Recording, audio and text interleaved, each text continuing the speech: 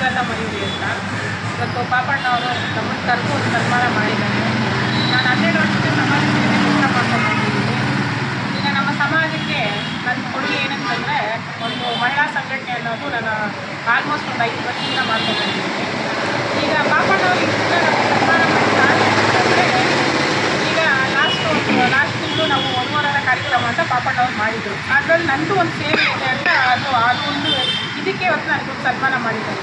ಹಾಗೆ ನಮ್ಮ ಸಮಾಜದ ಹೆಮ್ಮೆಯ ರಾಜು ಅವ್ರಿಗೆ ನಾನು ಶುಭಾಶಯ ತಿಳಿಸ್ತೀನಿ. ಕಾರಣ ಏನಂತಂದರೆ, ನಮ್ಮ ಸಮಾಜದಲ್ಲಿ ಇಂಥವನ್ನೆಲ್ಲ ಮುಗಿದು ಬರಬೇಕು, ನಾವು ಗುರುತಿಸ್ಬೇಕು, ಒಂದು 10 ಜನಕ್ಕೆ ಪರಿಚಯ ಮಾಡಿಸ್ಬೇಕು.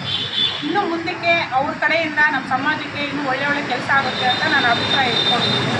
ಈಗ ಇಲ್ಲಿ ಬಂದಿರೋರು ಎಲ್ರಿಗೂ ನಾನು ಧನ್ಯವಾದಗಳು ತಿಳಿಸ್ತೀನಿ. ಏನಂತಂದರೆ, ನಮ್ಮ ಸಮಾಜದಲ್ಲಿ ನಾವೇನೋ ಒಂದು ಕೆಲಸ ಮಾಡಿದ್ದೀವಿ ಗುರುತಿಸೋದೇ ಕಷ್ಟ ಆಗ್ಬಿಟ್ಟಿದೆ. ಅಂಥ ಪರಿಸ್ಥಿತಿಯಲ್ಲಿ ನಮ್ಮನ್ನು ಗುರುತಿಸಿ ನಮಗೂ ಒಂದು ಸನ್ಮಾನ ಮಾಡ್ತಾರೆ ಅಂದರೆ ಅವ್ರು ನಾವು ಧನ್ಯವಾದ ತಿಳಿಸ್ಬೇಕು. ನಾನು ಒಂದು ಇದ್ರ ಬಗ್ಗೆ ಹೇಳಬೇಕು ಅಂತಂದರೆ, ನಾನು ಒಂದು ಮಹಿಳಾ ನಿರ್ದೇಶಕಿಯಾಗಿ ಒಂದು 10-15 ಕಿರುಚಿತ್ರಗಳು ಮಹಿಳೆಯರಿಗೋಸ್ಕರ ಅವೇರ್ನೆಸ್ ಮಾಡಿದ್ದೀನಿ.